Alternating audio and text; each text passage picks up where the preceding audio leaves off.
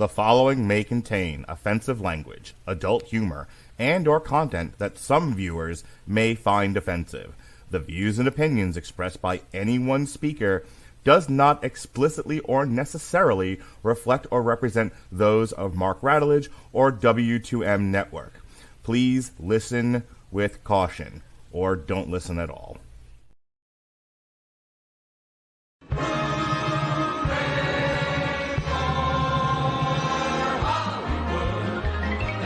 Valley, hooey, Hollywood, where any office boy or young mechanic can be a panic with just a good-looking pan. And any barmaid can be a star maid if she dances with or without a plan. Hooray for Hollywood, where you're terrific if you're even good, where anyone at all from Shirley Temple to Amy Semple is equally understood. Go out and try your luck.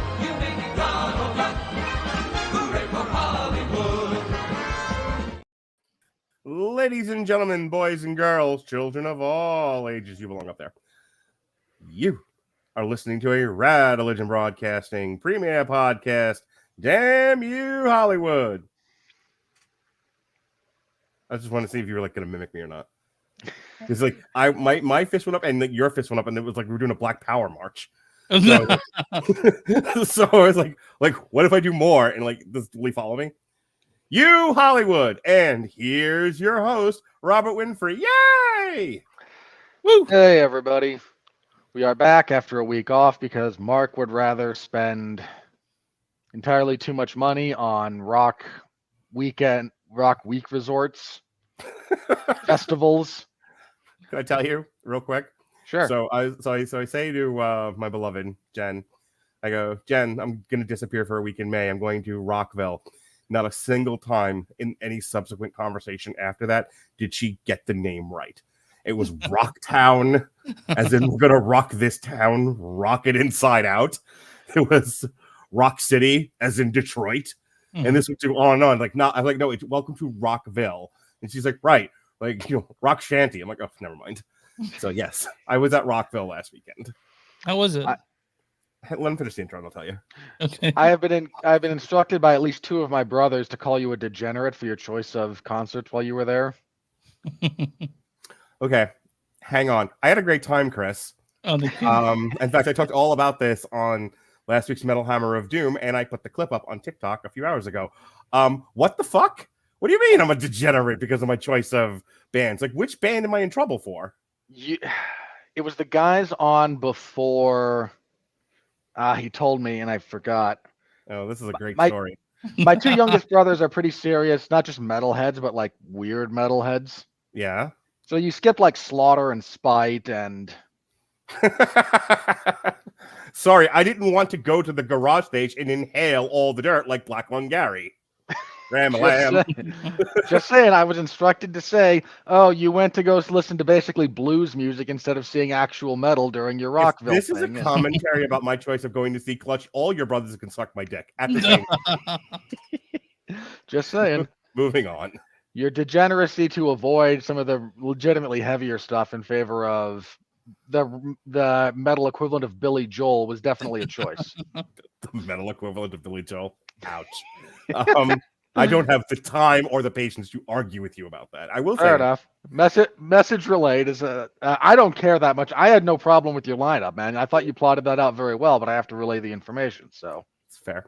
I also skipped like the Metal Slaughters All whatever show this past weekend because I wanted to stay home and watch Alexander Usyk versus Tyson Fury. You made the right call. I know. All right, what are we talking about? Well, tonight on Damn You Hollywood, we're talking about a movie that came out last week because, again, we weren't going to be here. But I saw the TV glow. Chris, how great is I saw the TV glow? Can we talk about all the asexualism? Right? No, I'm just kidding. Okay.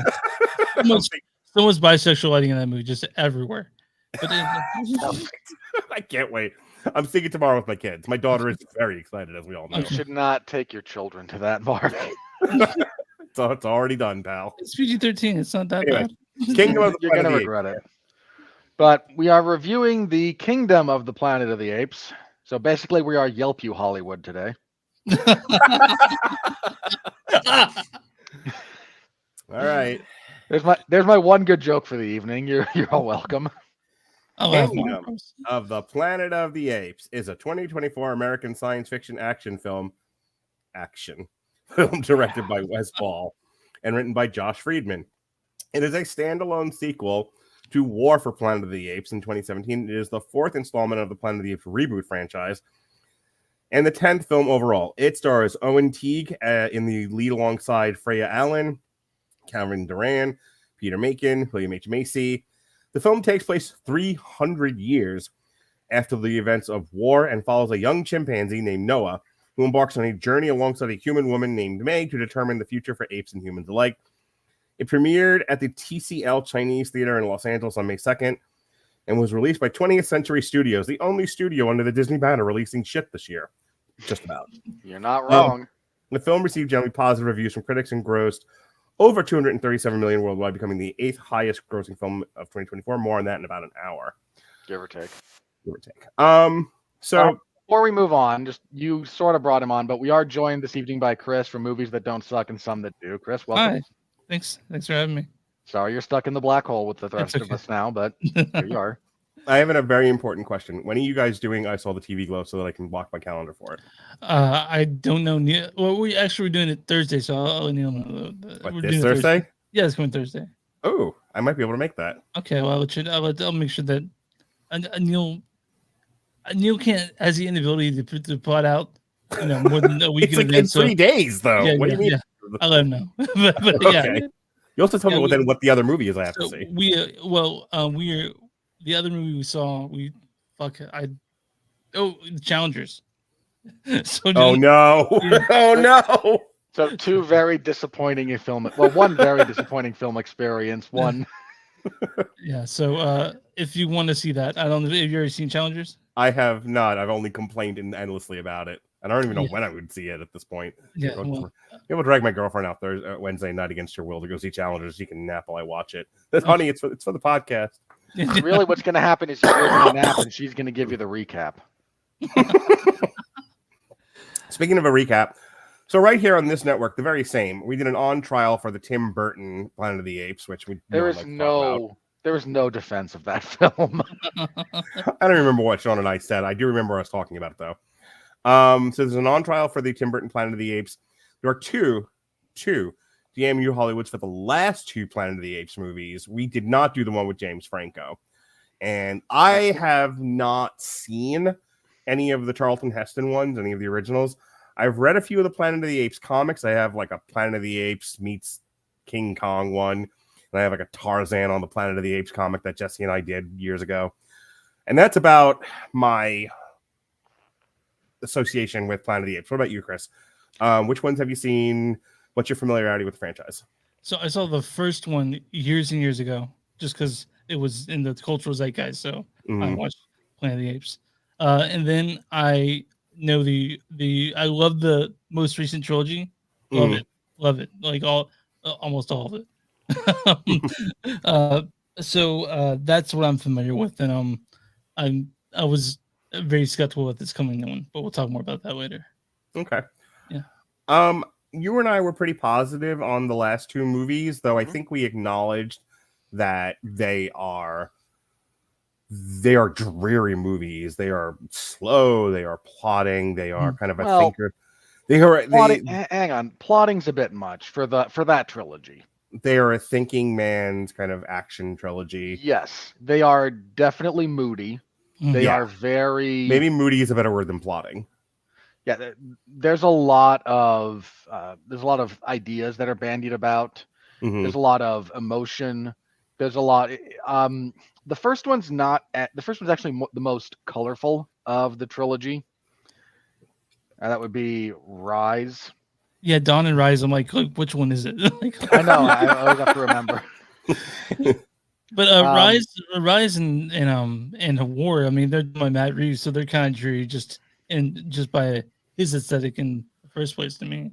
Yeah, they definitely lean into a lot of what Matt Reeves prefers to shoot on film, but it's all in service of the atmosphere. It's not just there because that's what he does. Mm-hmm. There's sometimes when Matt Reeves has kind of leaned into that and it doesn't fit.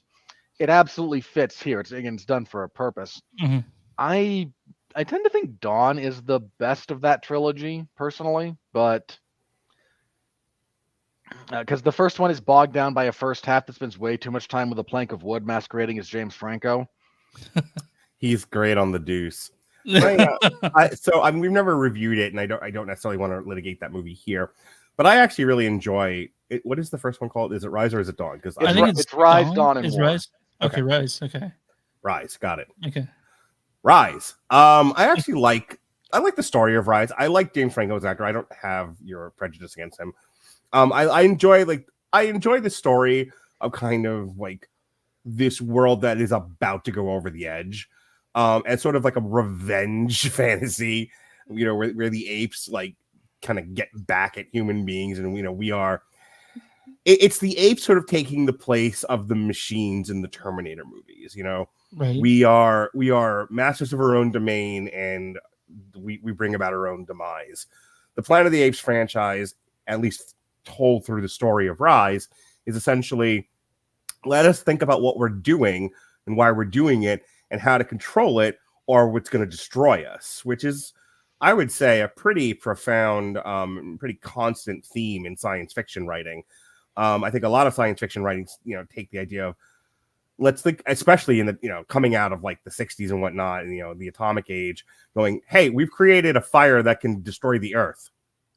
Let's think about what we're doing. Okay. All I'm saying is let's, this is the Oppenheimer thing. Like, let's think about what this is. Why are we doing it? How are we going to control it? And, and let's go from there. Let's not make any crazy decisions. What? We're going to drop it on Japan twice? Anyway. So that's one of the reasons why I like Rise a lot. And I think it's a well-acted movie. Again, Rise, the problem isn't just James Franco, who, don't get me wrong, is not good in that movie, and I would argue not good at all, but that's a whole other discussion. The issue is that the entire first half, he's not doing much, and we spend way too much time with him. When the movie focus shifts to Caesar, that's when it actually starts working, and bless Andy Serkis for doing a mute performance for the vast majority of that film, and just being awesome. Then, that reboot trilogy, again, you have Rise, you have the inciting incident, you have Dawn, where you have this one sort of very perilous moment when maybe it'll work, when maybe maybe things aren't going to fall apart, and it's looking, it's looking okay. It's looking okay, but there's Gary Oldman on the human side who can't let go of what happened to his kids. And there's Koba on the ape side, and bless Tony Kebbles for his work as Koba, who can't let go of what happened to him, and they blow it all up, and that leads to War, and War is basically a concentration camp escape movie. Right. Yeah. War, again, we reviewed it, so go back there for our full thoughts on that. It's a little overlong, but Woody Harrelson just channeling Marlon Brando as the deranged military general, like thumbs up for that one. It's good. How do they, in your mind, Robert and Chris, weigh on this as much as you can? Sure. How does the reboot trilogy compare, you think, to the original franchise? And how many movies is that franchise? I know you mentioned it like 2 weeks ago. 5 movies. 5. Which... I mean, I liked them more than the original, but that again, that's like just me, like as like someone who's just seen the first one years ago. But I really don't know. I mean, so to me, it's night and day. It's just far superior, in my opinion. So. In some respects, they are. There's a lot of ways in which they're better. Mm-hmm. The use of CGI is, when it got to the point where they could do it properly, is just a better way than the makeup that they had to use back in the 70s. Yeah. Which, technological advancement. The new trilogy tends to take, each one of them has like parts of 2 different of the original set of movies kind of baked into what they're doing. So they're taking like different plot points from, again, at least 2 of those movies, and then kind of meshing them together and going and creating whatever they're going to create with that. Some of the earlier ones, I have a very high opinion of the majority of them, especially when you consider the perpetually diminishing budgets that they were forced to work with. and still turning out movies that are at least interesting. I mean, Conquest of the Planet of the Apes, which is the 4th in the original set, is maybe the only time brutalist architecture hasn't made me want to shoot somebody. Because I have nothing but contempt for that entire architectural philosophy. But yeah, it's weird because if you actually sit down and think about it, the Planet of the Apes franchise, it starts as pure science fiction. The first one is a lot of talking. It's a lot of dialogue. It's a lot of thought. It's a lot of ideas. Question, teacher. That are going back and forth. So I know that you're younger than I am by a fair margin. Chris, I'm not entirely sure how old. I think you're closer to Robert's age than mine. I'm 37. So. Yes, you are. Hey, I'm not the youngest guy here anymore. But I mean, you are students of history. You're students of film history. You're students of crowd history, as it were. I assume you are. I know Robert is. My question is, I'm wondering and I was reminded of this today because I'm going through some old footage and I listened to me and Jason talk about Fresh. Fresh has a very jarring twist about 45 minutes into it. We don't need to get into that. The point is that it's there. Yeah. And I'm thinking about like M. Night Shyamalan type movies, that sort of thing. And what I'm trying to get to is at the very end, I believe, correct me if I'm wrong. And again, I haven't seen the movie. But there's like a twist ending at the end of like Planet of the Apes where they're not, they are in fact on Earth and it's Earth of the future. And, they realize that they see the Statue of Liberty is like buried in sand or some shit. And I'm curious, fill in the blanks where I've fucked that up. But my point is, you're led to believe it's one thing going in. It turns out it's this whole other twist at the end, What was the collective reaction of people at the end? Did it make were people like floored by it? Did people love it?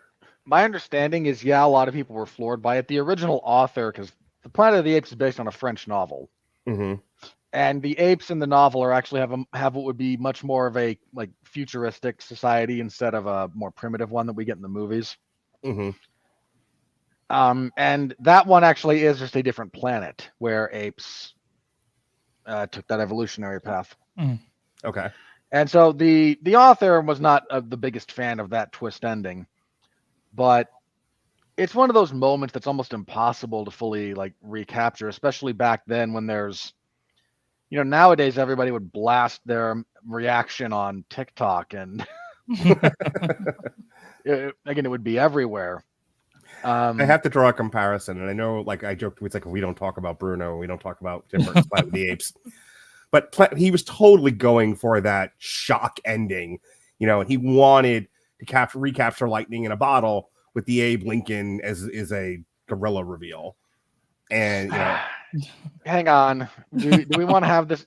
He was riffing on that, but he was riffing on that in a very specific way that was so badly explained. Mm-hmm. That when they sold DVDs of it, there's an insert that actually explains the plot.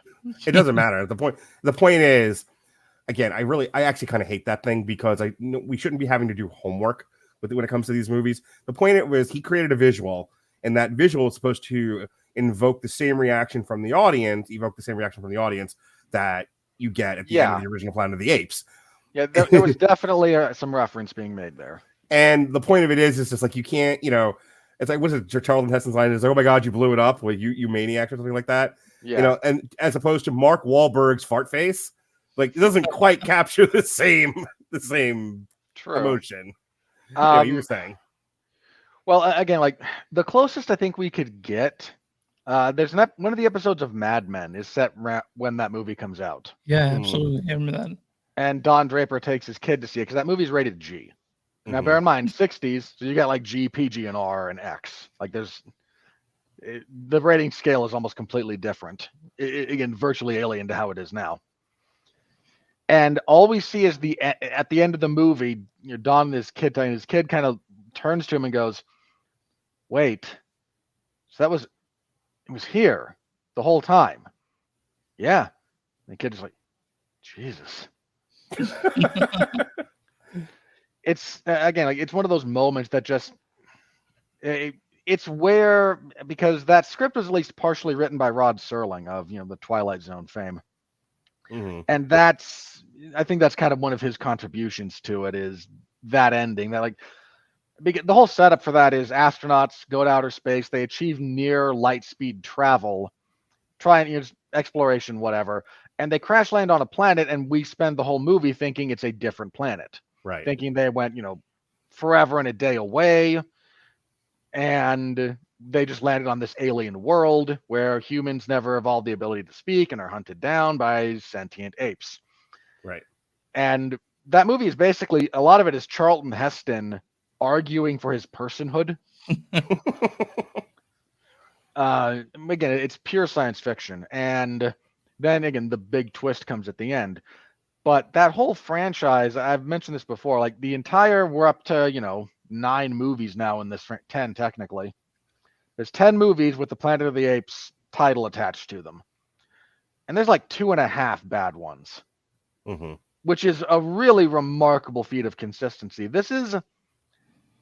It's weird to say this in these terms, but if you think about like the sci-fi Mount Rushmore, when you get past Star Wars and Star Trek, to the extent that Star Wars is science fiction, it's not, but people categorize it as such. Yeah. Yeah.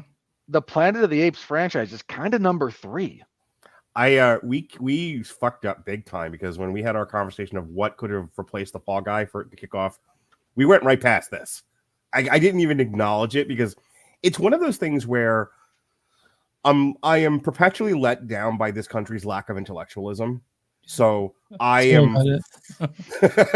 am floored when we have one of those small victories. Mm-hmm. And I didn't think that Kingdom of the Planet of the Apes would be a good kickoff to the summer blockbuster season, because it's too intellectual of a franchise with too many hits and not enough misses for me to think this is the crowd-pleasing epic to kick off summer blockbuster season. Like, oh, this is just for the nerds and for the old people. Like, it'll do fine because there's enough nerds and enough old people to give this thing money. And unlike Star Wars and unlike Star Trek, they still have cachet and the fans trust. But never in my life would I have thought, like, hey, we don't have Marvel movies this year. We don't have DC movies. We don't have nothing. We don't have Spider-Man. Planet of the Apes. Like, nope. Didn't even occur to me. Well, here's the other thing about this franchise. Mm-hmm. And this is a weird thing to think about, because again, this is a very heady, very moody franchise. And then it's very atmospheric. There's a lot of thinking. There's a lot of ideas. There's a lot of dialogue you have to pay attention to. And in the most recent trilogy, there's a lot of reading. Yeah. Hey, Yeah. After this, then we're going to get into this thing. Okay? Yeah. But this franchise from the get-go has had a very strong kid audience. And I can't explain it other than something about gorillas riding horses shooting guns works for kids. Okay, hang on. Say that out loud again. Gorillas on horses shooting guns. I can get my son in here right now and just say that to him, and he'd be like, I'm in. Yeah. Yeah, but that's one of the reasons they actually had to change the ending to Conquest of the Planet of the Apes. Because the original ending is very dark. Mm-hmm. Is very dark, and it would have given them an R, and they really wanted the kids to be there. So they had poor Roddy McDowell record a different record narration, not in the makeup. And then they just like rewound, like played in reverse some scenes so that the mass of apes does not beat to death the governor of California, which is what actually happens. And that's the intended ending. Oh, that's not what happened after the last electrical outage in California? Well, hang on. Boom. Different cast of drunken primates in California these days. But again, it's a remarkably consistent franchise. It's got wide appeal. I mean, I wouldn't recommend taking a 6-year-old to it, especially this one, because it's 2.5 hours long, and we'll get to that in just a second. Yeah, I don't have a whole lot to say in terms of the audience I went with, but let me just say my son fell asleep. Like, he's usually up and awake and into everything I bring in. This one lost him entirely. So, point being, like, this is a franchise that remarkable legs.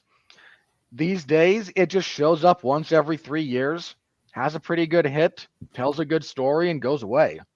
Yeah. And in an era when everything else is, hey, there's 3 movies this year and a TV show, boy, is it refreshing. Oh, tell me about it. Jeez. All right, Chris, unless you've got something you wanted to add to the Planet of the Apes general discussion, we'll get into the plot synopsis. Chris.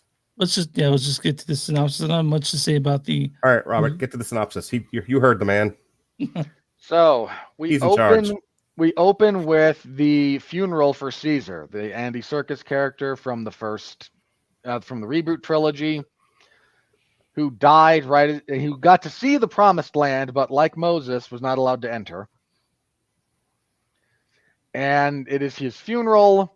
And then we flash forward many generations. Again, canonically, it's 300 years, and boy, do I have issues with that, and we'll get to that later. It shows a very specific number there, and I'm going to have to yell at you about it, writers.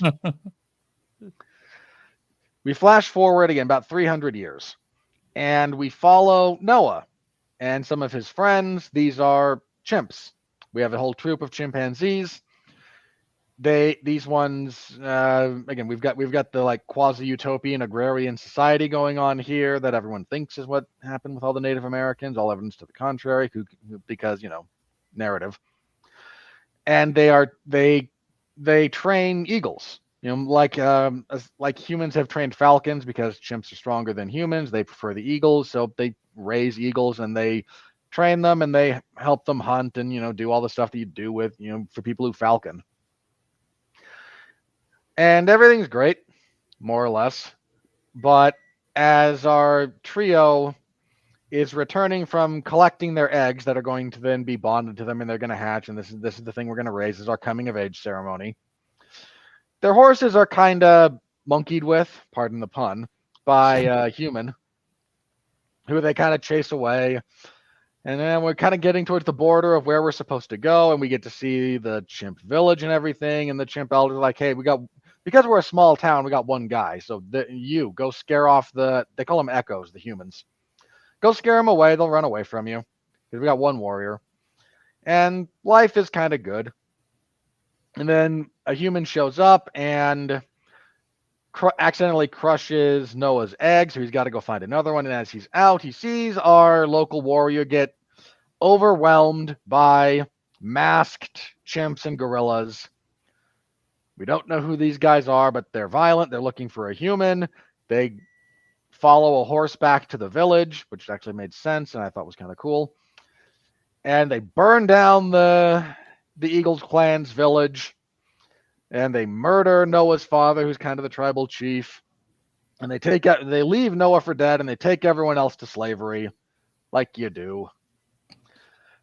And Noah wakes up and is like, well, I'm going to go try to free my people.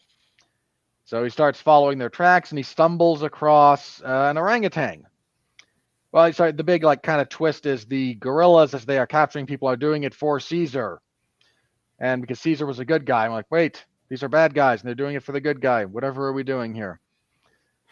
So he finds this orangutan, who's a true follower of Caesar, who explains that Caesar, led the people out of bondage and taught them the core tenets of what it means to be an ape, how apes are strong together and ape must never kill ape. And, again, the core beliefs that organize ape society.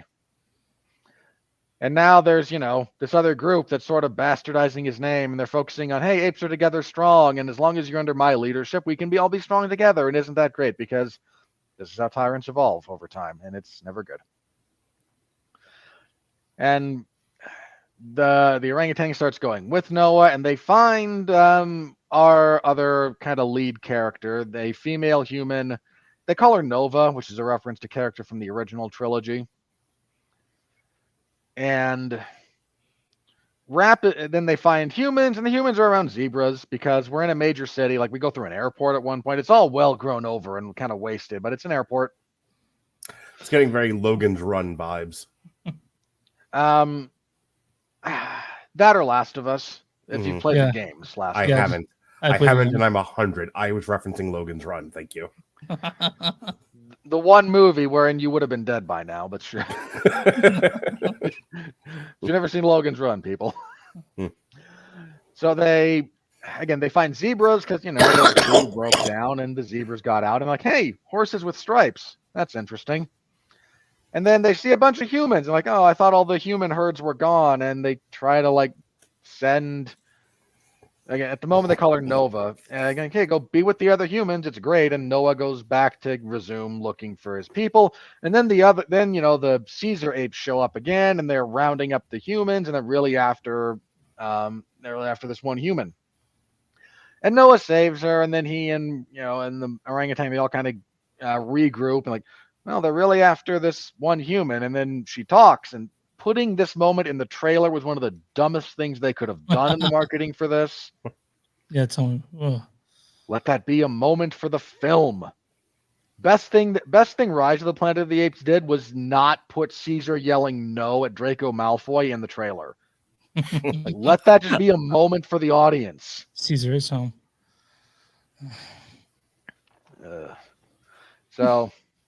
But she is intelligent because while most humans were either killed off by the simian flu, if you'll recall, then it mutated and robbed a lot of them of their speech and higher thought patterns. It didn't get everybody. There's still some out there, and we're 300 years later, so some have developed immunity to all the relevant conditions, and some just have been living underground in bunkers, apparently, because we're backdooring this into another Fallout story, I assume. And she's out here, and she is looking for something specific. She won't say what, because she doesn't trust the apes, and the apes don't really trust her, but we're all going in the same direction anyway, so, why not? They find a bridge. They get jumped by the other apes, and the orangutan is presumably killed, being drug off into unhappy waters, a lot of rapids. And Noah and her name is May are taken to Proximus Caesar, who is our big evil gorilla in this instance. And he's taken the name of Caesar because this is the name of the rulers. And what he's done is he's found a government bunker. And it's a really serious bunker, and he's built a dam system so they can excavate, and they're trying to get through the big ol' industrial strength, survive the nuclear blast doors. And it's not going so well, but maybe with a little more time and energy, he can get through it. But we meet another human who is perfectly normal, and that's William H. Macy, who's limping around because both of his ankles are broken. And he tells Proximus stories of the Roman Empire, of other histories, and is like educating the ape, and is like, you know what, I'm in a gilded cage, but I'm not dead, so I'm kind of good with this. Yeah. And May's response is, I'm not going to be the human that aids the apes. And Proximus and his kingdom, they go out and they capture slaves like the Roman Empire used to do, and we're excavating this thing because there's something in this bunker. It's weapons, it's technology, it's whatever the plot needs it to be, and he wants it because he is an ambitious creature. He says is something in this bunker will help the apes take the next leap forward in evolution, and that's what I want. Because he does not understand. He has a Pokemon level understanding of evolution. It is not unheard of to be like, hey, we can't solve this particular math problem, but if we go in here, we'll find the answer books, and if we have the answers to the math problems, then we can build fun stuff. Yep. Look, I'm fine with it. I'm just that's a very base level. That is not an understanding of evolution. Okay, moving on.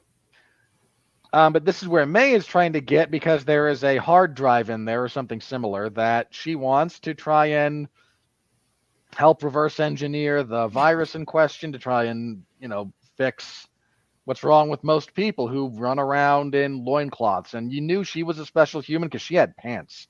The only two kinds of human in this world: pants, no pants. Pretty much. Still holds true today. Goddamn right. I am part of the no pants clan. Look, pants are the devil. We all know it. Yeah. They are an instrument of the patriarchy, and I will not have them. as our walkie-talkies. She's a strong, independent woman. Mark Radulich rejects man. Goddamn right. Moving on. So Noah and some of his friends, because his whole clan is here, and in theory, by law, because they were conquered, they now belong to Proximus Caesar. And Noah has his big "the law's wrong" moment, and then the eagle that's been following him is like, "Oh, hey, you had your moral epiphany. Allow me to alight upon your arm and convey all my wisdom and power upon you." And okay, well now we're ready to do something about this. You see, the gorillas have kind of been the monkeys have been kind of making gunpowder, and they try to use that to get through the door, but they don't know how to actually make bombs. So it's just they're heating up the metal as they burn gunpowder on it and try to yank it open. Again, this will never work. Like maybe in a million years, everything would have rusted and corroded enough for this to work. Not no one's lifetime. But there's a lot of gunpowder laying around, and May does, in fact, know how to build a rudimentary bomb. You need pressure. So she and Noah agree to come up with something, and Noah's a bit suspicious of her because she's never told him the entire truth about her and what she's doing. And like, yeah, you're a tricksy human. I don't know if I can trust you. You might not be one of the good ones because racism. I mean, look, I joke, but like racism is seriously one of the major underlying themes in all of these movies. You can't get away It from it. absolutely is. I was actually thinking about like there's like a lot of slave parable going on here. Oh yeah, again, like, the whole franchise is replete with it. Mm-hmm. And again, they agree. They're like, okay, whatever we got. Look, you need to get in there. I want to destroy what's in there because I don't trust Proximus. Nothing good will come from him getting in there. So we're tag team partners who don't quite get along. Faster. So they break into the bunker because she knows how to infiltrate this area through the ventilation system. They look around through it. There's some really cool stuff. She does find the hard drive or the satellite decryption key is what it winds up being that she's looking for. She gets that. And then the plan is, again, she's made bombs. She kills William H. Macy at some point, just strangles him, which fair play.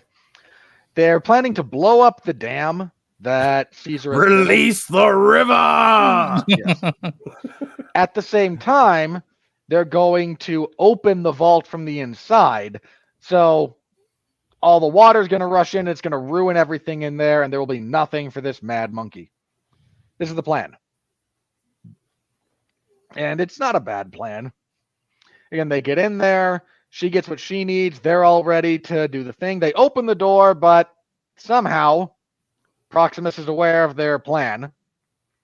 In defense of that, the whole area is like 20 feet. Like, how could he not hear them?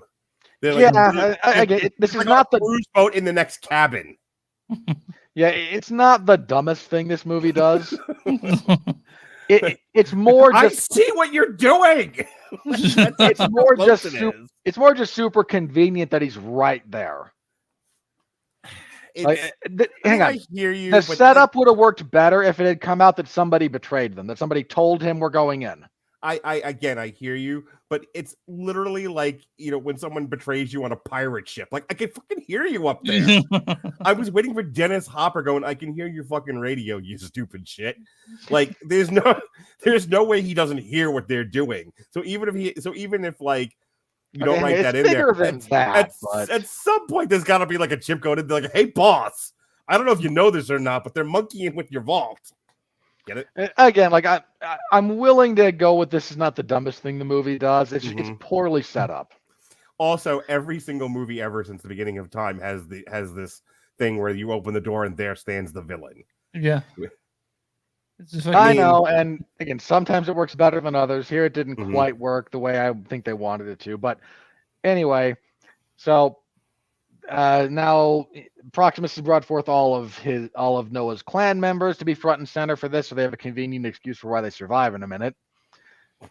And he's like, okay, you're gonna bow to me and look at all this wonderful stuff that's in here, because this place is decked out. There's tanks, there's guns, there's all kinds of stuff.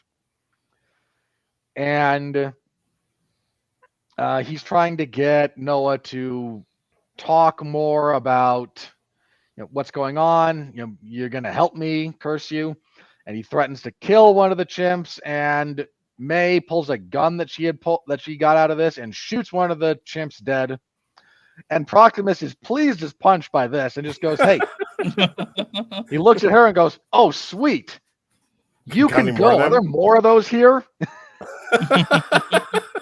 It's a great lie, actually. It really is. Like it's the most appropriate moment for that character in this whole movie. Yeah. Like, oh, one of my top lieutenants was just shot dead. All I care about is that he was shot. Like, Right. yes, more of those, please.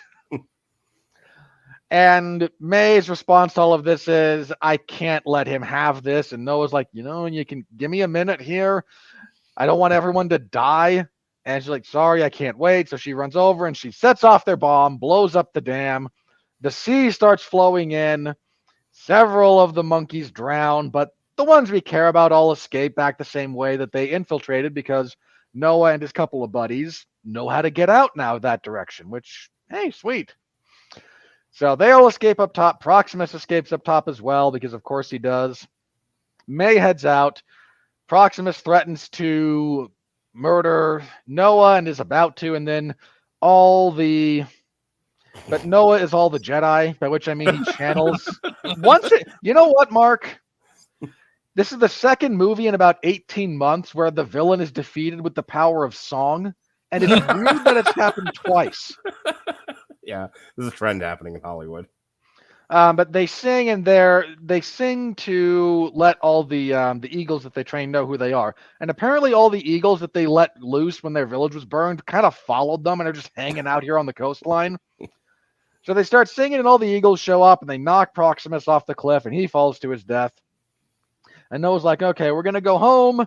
We're going to rebuild, and let's just put all this ugliness behind us. Let's pretend this never happened. Yeah. We'll never speak of the shortcut again." So they all go back, and Maze shows up to have another conversation with Noah, and they basically do can apes and humans coexist? Not like we've had 8 movies about this by this point, mind you.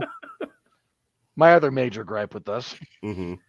But they kind of go like, because he's still pissed that she tried to kill all the apes when she blew up the dam. Never mind, this was the plan all along. Like, you could have killed all of us. And I couldn't let him get in there. That's dangerous, and that's a human place. Humans built it. And he's like, Proximus was right about you people. You did create AIDS. Sorry, wrong one. Wrong racism. Proximus was right about you. We can't fully. You just want to consume everything. He's like, "Look, man, we're trying to cure Alzheimer's here, and it just kind of got out of hand. We don't quite know how that happened.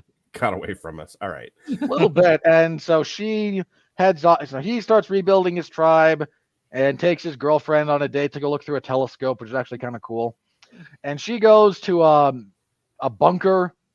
A satellite bunker, and turns in the decryption key, and now humans can sort of reconnect with the satellites in orbit, and they start reconnecting with each other because now we still have the technology and the power sources and everything to keep all of these machines running on fossil fuels for 300 years. But the humans start reconnecting and again realigning, and we're now in for 2 more movies of can apes and humans coexist. Chris, what did you think of the movie? I actually liked it a lot. I had low hopes seeing the Wes Ball, the auteur behind the Maze Runner films, made it.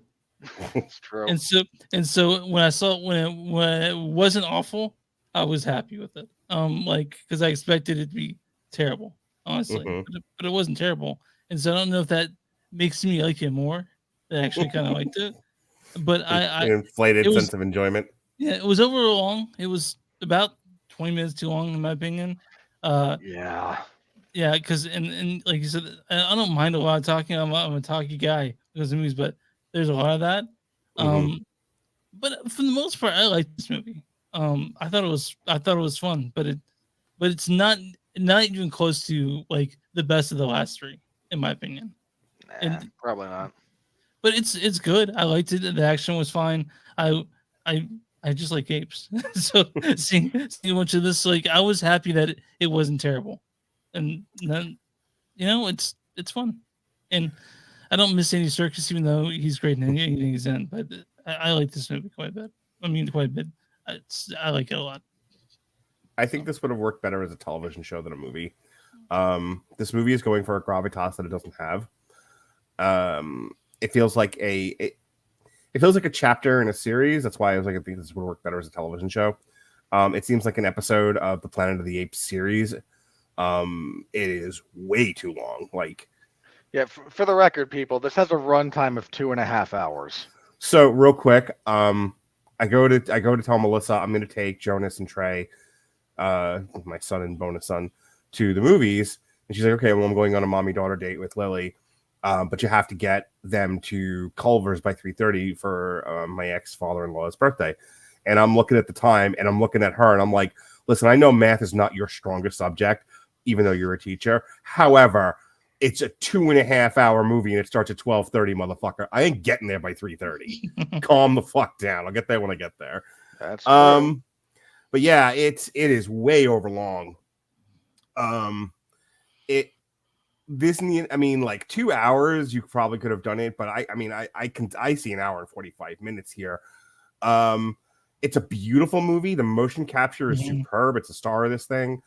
The scenery, the natural settings are all very pretty.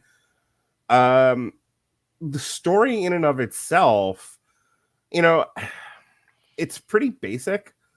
A villain wants to get into a place, but you don't find that out for like an hour into the movie. Yeah. That kind of drive the structure of these movies, and I think this is something worth talking about.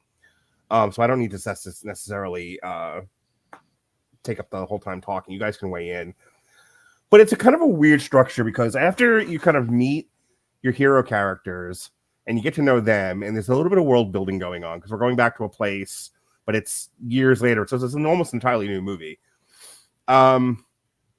It bothers me that we don't meet the villain until an hour or so into it.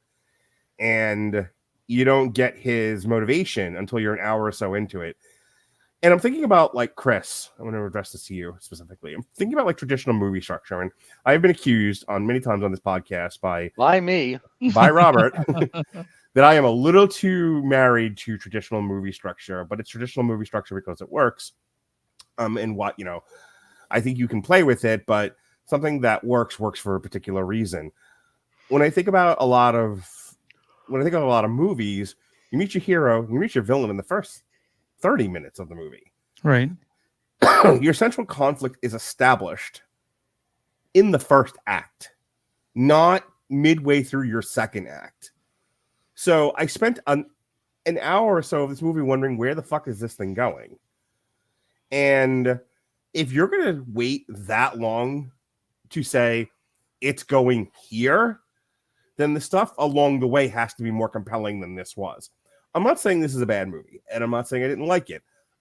I'm not even going to throw out the low-hanging fruit word of, the kind of the dummy word of it's boring.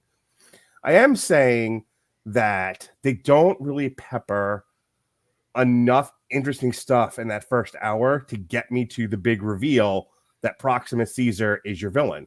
Now let's talk about Proxima Caesar.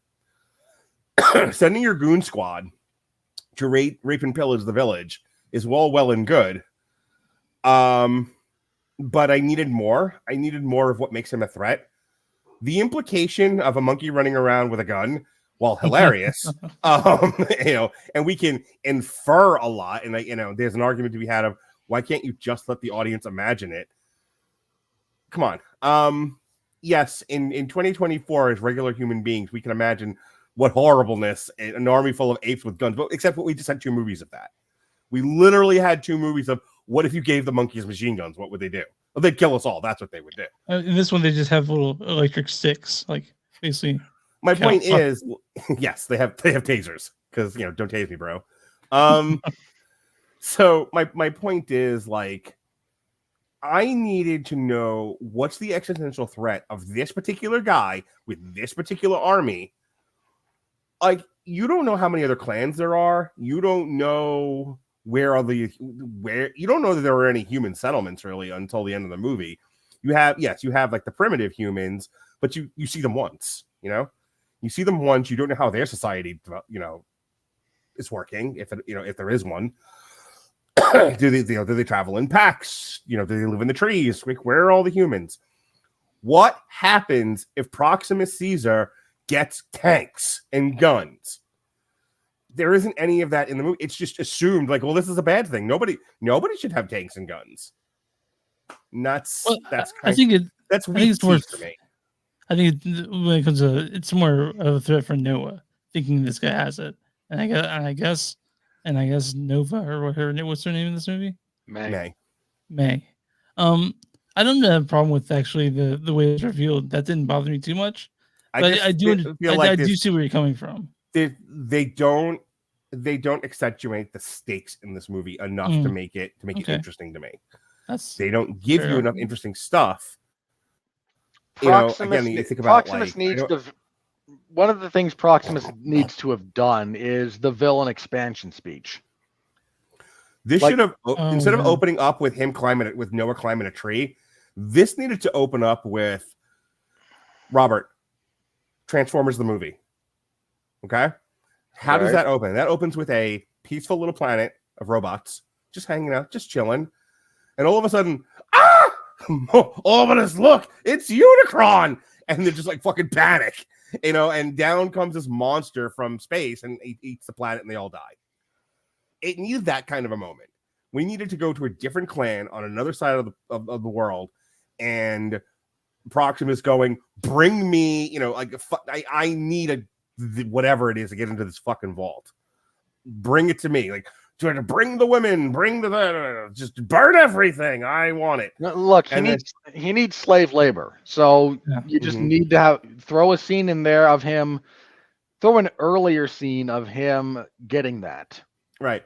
I mean, I'll throw two other examples at you from the same franchise. And only because this will annoy the shit out of people. A New Hope and the Phantom Menace, not the Phantom Menace, Jesus. First of the new trilogy. No one cares. Oh my God, Chris, help me. The first of the new Star Wars trilogy. Yes. The Force Awakens. Thank you. Yeah, there we go. You're very helpful. So the Force. No one cares about the new trilogy. We're at like, aren't people actively trying to decanonize that as we speak? Yes. The point of it is the movie opens well. It's the first order.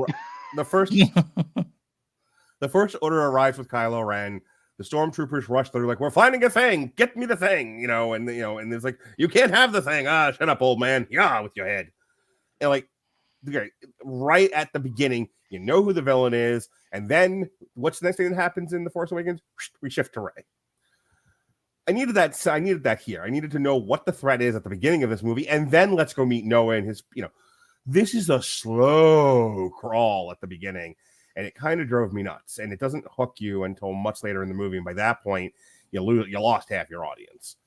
By the time we get to Proximus Caesar, again, we don't spend enough time with him. We don't spend enough time in that society. I don't understand what. I don't know what makes him a bad guy at this point. It's implied he's doing bad guy stuff. He's walking around doing Hitler speeches. Like, it's fine, but. I don't know why working for think about some of the bad guy tyrants in history. Like, you see people in chains, you see people being abused, you see people being bullied. You don't really get that here. I do. So again, I don't know what makes him bad, and I don't know what the stakes are. And then it's that third act is a rush. Once we've slowly but surely set up this entire sea of dominoes. We just knock everything over all at once, and so the third act is just an action sequence of them flooding this chamber, and then kind of a one-on-one thing with him and Proxima, and then the dumbest ending ever of like, oh good, Mark, the Eagles arrived. Yes, the Eagle. Yes, all you Lord of the Rings assholes. You're like, look, the Eagles are finally here and doing some shit. You happy now? And they knock him off a cliff. And I'm like, all right. And then to Robert's point, and this will be the last thing I say, and I'll shut up and let Robert talk, or let you rebut some of this, Chris, if you want. Sure. Yeah, we've already had the can apes and humans survive? They can't. They tried to kill each other. The implication from a science fiction philosophy standpoint of George Carlin's thing of you could kill everybody on Earth except for one guy and that crazy motherfucker will attack the mirror. Yeah, we get it. Different people will never get along. Okay. You've well established. We know this. If we're not, if the Planet of the Apes series is not going to say anything new or anything interesting, then it at least needs to be wildly entertaining. It's kind of sitting safely in the middle of nothing. And I'm like, all right. I mean, I'm probably overthinking it, but that's me, and that's what we do here. I think it'll passively entertain a fair number of people. But for me, this is sort of a shallow pool. I think there's a lot of technical mastery, but a lot of like where the actual content is, it's lacking. You want to rebut some of that, Chris? Yeah, no, actually, I think it's a fair point to say that it has a pacing issue for sure. Mm-hmm. And I don't really have a problem. Like, I didn't really feel so strongly about the late review of the central conflict and the villain. I guess the villain. But I do agree that when you said that your son fell asleep, I'm like, yeah, I can see that. Yes, I can see that. Because like we said, it's overlong and you know, the Rocket character was probably my actual favorite part of the movie. Was the orangutan. And to see him. Yeah, Bortus from the Orville. Yeah, yeah, he is. And so I don't know what that is. It's a television program. Please don't take the bait. Don't take the bait. Just keep going. but yeah, I do can see there are pacing issues. That being said, it was very technically well made. And like you said, it looks great. But yeah, again, it was presented as it is, and I don't have too many issues with it. But the pacing could have been better, and that's all on Wes Ball. He's no Matt Reeves. But right. Yeah. All right, Robert, what are your thoughts? There's way too much good here for me to give this a like universally negative review. Well, let me ask you this: do you wildly disagree with anything I've said? No. Well, sort of. Well, let me go with what I agree with. Okay. Again, the pacing, you're entirely right. Like, we needed something more in that first 30 minutes. This movie clearly wants to do a lot of world building. It wants to do a lot of look at the expansive things. And let's listen to some of these characters talk and maybe get invested in that. There's a line at the end when Noah and May are like having their last little conference. And Noah goes, if Wrecker were here, he'd say something about how Caesar had words for this. I'm like, you knew that guy for a day and a half. You're trying to evoke an emotional response here from something that we didn't see a whole lot of. Right. And again, it falls a hair flat for me in that respect. Because we don't spend a lot, for as much time as this movie spends with like walking and with big scenery shots, which are, again, they're gorgeous, but we don't actually have a lot of very well-drawn characters, believe it or not. Yeah.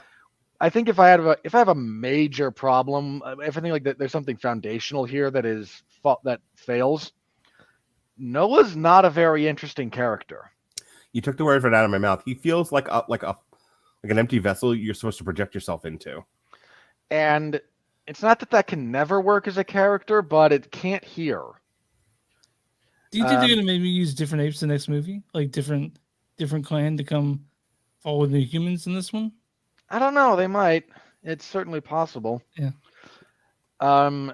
So again, Noah needed a stronger character, especially coming off of Caesar, because Caesar's a great character. And it's not just Serkis's performance. Like, that is a well-written, nuanced character. Caesar was desperately trying to hold on to the threads of humanity, and everyone was working against him. I relate. Caesar is your spirit animal, as it were. Uh-huh.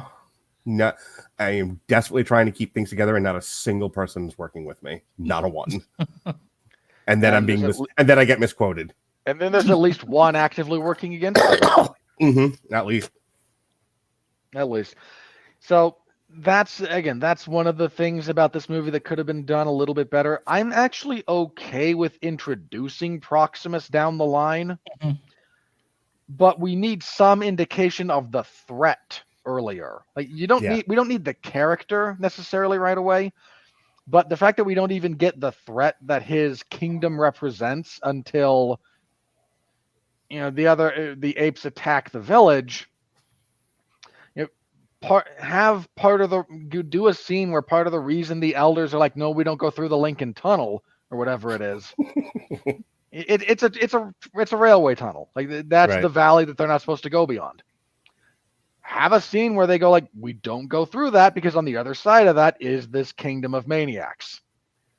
Yeah, you needed a kind of a Lion King moment of there's a reason we don't go there, Simba. We don't go over there. And for good reason. And we don't quite get that. There's no sense of part of what should make this opening scene work is dread. It doesn't have to be big, but there needs to be, we need to know the sword of Damocles is hanging up over there. And again, like the beginning of the Transformers the cartoon movie, like peaceful robots, man-eating planet. Done. Moving on. Rockin' 80s music. Again, just something to that effect. Mm-hmm. I think the other place this falls down is, I don't know how much of this is down to writing or performance, but the character of May is a bit of a miss too. It's a real fine line to create a character that is this kind of borderline duplicitous and have them still be engaging. I think she needed to be a lot. I think the change needed to be starker, needed to be more jarring. Like, I think she almost needed to be super manipulative. Like going into this, she's like, I'm gonna befriend this ape, and then like right when it's just like, but aren't you're my friend? Like, I am not. Like, humans only. Yeah. And then the dam goes up. Well, but part of the problem with that, if you go that way, then she's nothing but a villain, and she's not supposed to be that. And again, this is what we're running into: is you're trying to write this is a really nuanced character style. This again, any spy in general, much less one that's kind of deceiving our main character and has shady goals, but who we're not supposed to root against. This is an incredibly fine line to walk between writing and performance. At any point in this trilogy, were we ever rooting for the humans? I know you were actively rooting against James Franco. Like I can't wait for him to die of simian flu. But I mean, in the next two movies, enough about real life. In the next two movies, you were actively rooting for the fucking apes to win. Yeah. That's why I don't care if she's like a starkly duplicitous woman. Who gives a shit? Like, we don't want we hate the humans in these movies to begin with. And oh no, a woman who will betray us. Whatever will we do? Well, look, that's because we're supposed to get a trilogy of these. This is going to be, again, about trying to thread that needle. Look, what works about Dawn of the Planet of the Apes is when the apes and humans work together, when we see the bits that could have been. That's what builds the tragedy. There's a way. And so, you do root for the humans. And I don't want to sit here and try to rewrite a thing that hasn't even happened yet, but it's something where we can start off where she's just shit, and we as the audience member don't want her to be. We were like, oh, but we liked you. Like, why? How could you turn on us? And you want to redeem that character. You can do that later on in these movies. The problem is, but even then, we have to like you to begin with. Right, which goes to the point. I'm with you. She's as flat as a fucking wooden is, and I don't mean that by her like her figure. I mean she literally is like just fucking. There's not a whole lot to her. I know the character type they're trying to get with her, and they just missed the mark. And again, I'm not sure how much of that is writing, how much of that is the actress. Can I throw this out there? Hollywood's deeply in love with a thing they don't understand, and that's stoicism. Like, for some odd reason, this generation of Hollywood writers think stoic is just the best thing ever, and not a single one of them actually understands what stoicism is. True. Yeah. And then they apply it to all the female characters. Yeah. I don't know what happened in our culture, and I don't really want to dig into it now. I want to finish the review and move on. But somewhere along the line, we got it into our collective cultural heads that women should be fucking, emotionless robots. And it's like, Look, boy, does that not go? Boy, is that not realistic in any way, shape, or form? Nor is it something we want. Explain this. I can explain that very simply. Mm-hmm. The notion came about that women wanted to have everything men have, and for some reason they decided, so we'll have to be like men. Yeah, fair. But men are not robots. No, again, and we're not all stoic either. So, hang on. Let me throw a couple of examples out there, just real quick. Conan the Barbarian, not stoic. He's awesome. We love Conan the Barbarian, not a stoic man. Conan is determined and full of perseverance and tenacity, but no, he's not the most dude. He gets drunk a lot. Okay, John Rambo, not stoic. That man is full of rage. Utterly breaks down at the end of the first movie in a truly heartbreaking scene. He breaks down in like a few of these. I mean, at the end, dude, he's fucking throwing a giant tantrum with a machine gun at the end of First Blood Part 2. He's screaming at Troutman. Not Troutman, the CIA guy with a different name. He's screaming at Troutman at the end. He was just like he said crying, spitting, carrying on with the fucking machine gun in his hand. Okay, that's the first one. Okay, he does something very similar in the second one too. I don't remember. He shoots up the CIA base at the end of the second one, but yeah. Anyway, my point being, not stoic. I can go on. My point being, like, this idea that women have to be like men and all men are stoic and some women must be stoic misses the entire array of the human experience. Wildly. But hey, that's where we are. Yeah. So again, she's a little bit of a miss, and it's because they're trying to serve way too many masters. Real quick, I'm sorry to interrupt you. Sarah Connor, Ellen Ripley, also not stoic. Just gonna throw that out there. Also beloved by men, not stoic. Oh heck, even Furiosa from Fury Road, not especially stoic in the traditional sense. No. It's like again, it's like God forbid you're in all serious. You must be stoic. Please read anything. Yeah. I'll take Penthouse forum letters at this point. As long as you're reading people. All right, continue. I'm sorry. So the characters are kind of where this falls down a little bit in that respect. I needed more menace out of Proximus. Mm-hmm. Again, like, I'm fine with, okay, we don't want the army of gorillas to have tanks. I'm okay with that. Like, even if like she'd come out and just said, like, yeah, there's a bunch of weapons in there, this would be bad. I'm on board with that. But if you're going to have a character who's ambitious and intelligent and wants to armor up his army to then conquer the known world, I'm cool with that too. That's a perfectly valid motivation for a character. We need him to express that in more concrete terms, and we need some of what he is threatening to be much more visibly terrible than it is. Yeah, there needed to be a conversation amongst the apes going, he's already conquered XYZ. If he gets fucking tanks, what about the rest of the ape world? Like, we're all dead. Yeah, something to that effect. Make the slave labor a more terrible thing. Like, they really soft pedal all of that. Yeah, there's not a lot of bravery in this movie. Yeah. No, it's kind of a shame, because there's room for it here. But so that needed to be done a little bit better. I'm kind of with you that here's what you should have done at the finale of this. Instead, I feel like there was a different version of that finale where this is what happens because of some dialogue that's like in the trailer, but is not in the final movie. Where instead of calling in the Eagles to do their dirty work, like Noah rallies his clansmen and they all beat Proximus to death. No, and look, because apes together are strong. Individually, Proximus is stronger than any of them. Right. Together, they're stronger, and he needs to be reminded that he is bastardizing a fundamental truth to his own ends. And then they all massacre him. Right. But I think they just didn't like that it didn't play well, or we didn't want to. No, that is absolutely Studio No going, are you fucking kidding me? You can't do this.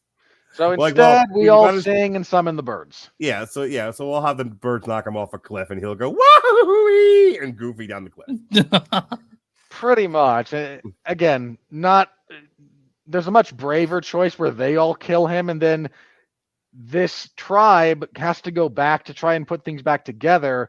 But now they're aware of their own capacity for extreme violence, and they've seen more of the wider world, and they're just no. I don't even mean this as a negative. Like, No, yeah. we're carrying the scar of having had to do this to free ourselves from something that was very, very bad. And that changes you even when it's necessary. In fact, especially if it's necessary. Then Noah can become a little bit more bitter at May at the end of that. Like, we were good people. Not all the apes are good. We were good. We didn't do it. We didn't bother anybody. And then this guy comes in here with his expansionism and his armor and his want of tanks and his Roman, misquoted Roman emperors, and just ruins everything. And I can't go back because no one can go back. Right. And that could have been set there in him, and that can be sort of the prejudice of his character. Is he's not only resentful of apes for being terrible, like we shouldn't be terrible. It's not hard to be a good person, but he's a little bit resentful of her because part of what's going on here is they're chasing her, and it's her path near in proximity to their village that brings his village into contact with Proximus in the first place. So there's layers here that you can see when they were writing this out, they were trying to hit, and somewhere along the way, it kind of got either hand waved or edited down or what have you. Yeah, this is a very like saccharine, not saccharine. It's they took the out of it. They took what's the word I'm looking It's a little anodyne. Yeah, so I was looking for a different word. Starts with That's S. a good one. Sanitized. There's a version of this movie that they then had to sanitize, and put on the even line so as not to offend anybody, which is what's gonna kill Hollywood. Real quick thing about that: you can find non-sanitized stuff on TikTok and YouTube. The kids are finding it. This is why they don't want to go to the movies because it's either the shit that me and Chris like Maxine, or I saw the TV glow, or and it's you gotta bravery has to return to film, or you're gonna lose the giant numbers of people you need to keep this thing alive. If I can quote groundskeeper Willie, a slightly shift a quote from his, I imagine, because there's that scene where like, well, what spaghetti's been doing well on Tuesday, but I think we could move it to Thursday. So we can keep dumbing down the movie, the tone of these movies and whatnot, and then groundskeeper Willie just off to the side going, that's what you said before, and you almost lost the young meals. Women in film are a good thing. I think if we make them the action leads, and Willie like, yeah, you're gonna lose the young males, and then you're done. Yeah. All right. Anything else about the movie before we move on? Just on the positive side, because again, I kind of zeroed in on some of the negatives there. This is a gorgeous looking movie. I appreciate the ambition. I appreciate the scale. There's some really fun stuff to be had here. Like Noah and Rekka actually have really good chemistry, and listening to them try to guess what an airport used to be. Like Rekka walking through it going, this apes must have built this as a preserve for human. Like, it's an airport, motherfucker. But like, if you're left to try and pick through clues like that, that's just the decaying civilization. Like, you're gonna be wrong a lot. Yeah. So I'm sorry, anyone picking through the remains of Rockville, and so humans didn't wear much clothing. And another thing about them, they like to dress as bananas. So again, there's a lot of that's fun. I think my other gripe, and I apologize for being myself about this, but I can't help it. 300 years is a long time. Mm-hmm. There's no way on God's green earth you could just flip on a generator after 300 years. Yeah. No, look, man, I'll give you the buildings have not completely collapsed. I'll give you that bridges, again, falling apart, but some of the structure's still there, or hey, the apes have started using power lines, like those real big, like if you ever seen like how power lines are strung across like open spaces, those giant towers, like Right. that's what our Sky Clan is like building their homes in. Okay. To pretend that any of the technology would still be functional, to pretend that the fuel would still be good. I'm gonna go ahead and say I laughed out loud when the satellites came on. At the end of the movie, I was like, "Oh, sure they then. Okay, sure." That one I'm actually more willing to go with because there's humans there. You could have done rudimentary maintenance. Yeah. Like the maintenance and upkeep are not all that difficult. Like it's not easy, but it's not the most difficult thing in the world if you've been there doing it for a while. Going to a bunker that's been sealed off since the end of the world 300 years ago and the gasoline still works and all the lights just come on. I'm sorry. No. Yeah. Yeah. You can't sit a car in a parking lot for 5 years and then just turn that thing on. Same fundamental mechanism. Chris, are you just reacting to him, or did you want to jump in and say something? No. That's the 1% I didn't even think about it. I mean, in the movie, I was like, "That's dumb," but I went along with it because it's a movie, right? But yeah, that's a pretty big fucking thing to think about the whole way. Like I was also thinking about like how they start those tanks. Their instruction manual. How to get a tank moving? Like look, if the next movie is them just trying to figure out how a tank works, I'm in. I'm up for 90 minutes of monkeys trying to figure out how to drive a tank. Yeah, and like I know that May didn't take the AK-47s they're sitting there, but I'm not even sure those work after 300 years sitting in a bullets have a shelf life. Yeah. I promise you this. Powder bottoms out. So no, that wouldn't like. And this is the problem with when you say we were in a specific time period. If you just said like we're 80 years in the future, I might go with some of that, believe it or not. Like, okay, there's still some that's like, you're stretching. Also, but hang on. In the 1700s, we were candlelights, we were horses, we were wood burning. In 2000, we have steel, we have electricity, we have computers, of all kinds of things that have happened. You're telling me that from where they are, with access to human knowledge, that's as far as they got in 300 years? I wanted to say that I remember when I was reading a book, and it was something like if like Pompeii, I think hadn't happened, or Vesuvius, I can't remember which one. If there hadn't been like a massive volcanic eruption, by the time of Columbus, we'd have had space travel, like in that area of the world, something along those lines.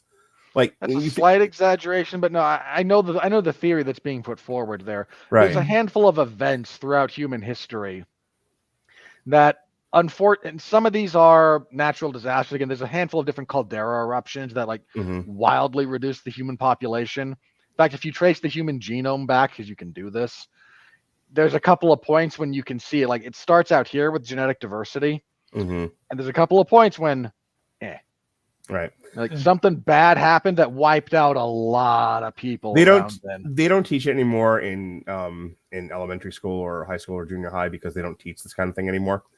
But the collapse of the Roman Empire and like how far back it's at, like Western European civilization, I mean, it was monumental. Like there was a period there where like the Muslim world was like the height of technology and culture. Hey, no joke. What is referred to as like the Dark Ages of Europe is the Middle Eastern Renaissance. Yeah, There's so much of human technology, mathematics, history that was saved by the Muslim by the Middle Eastern like Muslim areas. It's ridiculous. They were incredibly advanced, and then that fell apart. And I mean, even within our own life, like Mark, kind of within your lifetime. There was a period of time in like the late in the 60s when you could just drive from like Pakistan to Jerusalem. Yeah. And then various Islamic fundamentalist revolutions. And suddenly, boy, ain't that the case anymore. Look at what happened in just 100 years. from 1900 to 2000. Yeah. Oh, you want to know something? If you want to know something The whole crazy, of the world. well, one of my favorite things. This gets brought up from time to time when people talk about the Shawshank Redemption. Hang on, I'm making a point here because there's the character of Brooks, one Yeah. who famously kills himself after he gets out of prison because he can't handle it on the outside. He was in prison for 50, 60 years. Now, Shawshank Redemption is set 50s. Brooks goes into jail before World War One. Right. Mm-hmm. He goes into this prison and being carried there by horse and cart, right? Like muddy, maybe gravel roads. And he's in this one place, misses World War One, the Spanish flu, World War II, the Wright brothers, the prevalence of electricity. Like, he would have gone in there before electricity was installed in that facility. And over just this 50-year period, the world he comes out to is paved, cars, airplanes, radio, television. It is nothing like the world he would have known when he went in the space of half of one man's lifetime. Right. Which is why, again, I'm not beating you up on the whole 300-year thing that we have to move on now, because it utterly dismisses the rate at which technology and civilization evolves.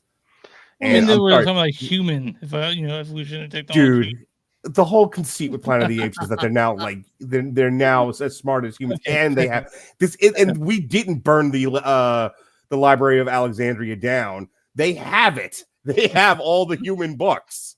That's right. Well, again, the question there is like, how many of them can actually read? So I'd be willing to go along with a different level of technology, but presenting them as this primitive after 300 years is a big stretch. This is so okay. Really quick, and then I'm just gonna go. Unless you really have something else, I'm gonna go into the money. So my dad's big gripe with Star Trek: The Next Generation was the great love of agrarian societies in that first couple of seasons. Every fucking society that TNG ran into was, was these, peaceful agrarian societies, and and it was just like my father was just like, there's a reason we ran screaming from this. There is a romantic. You mentioned it before. I'm gonna kind of hit it with a frying pan. There's a romanticization that happens with Native American culture in Hollywood. Boy, is there. There's a romantic notion of agrarian societies. There's embedded in sort of the wonkiness of, I'm going to use words, fucking bear with it and learn to have an intellectual conversation. Liberal society is this idea of, capitalism and technology and futurism is what corrupts man's soul. And if we would only go back to a simpler time, we would be better people. Okay. Go ahead and have that fight. I don't care. But that is what is believed. And for the record, if you want to know how bad an idea that is, feel free to look up Pol Pot. So my point is, this stuff bleeds into a lot of modern American writers, and those American writers currently are employed in Hollywood. So when they start thinking about what we need to create kind of a quasi-utopian society so that then our villains can destroy it and we have a movie, the first thing they go to is they start thinking about agrarian, Native American, simple, Yeah, and it's just agrarian and pastoral, and for some reason this is last reference, and I'm just literally gonna hit the button. It reminds me of that line from I think it's Star Trek Generations, where they're on the ship and they're doing the badge ceremony for Worf, right? and Picard's just like, to be out at sea, this was living. And fucking Riker looks at him and is like, you got scurvy out here, pal. Yeah, I think both Riker and Data look at him and go, here's all the things that are wrong about that assessment. Right.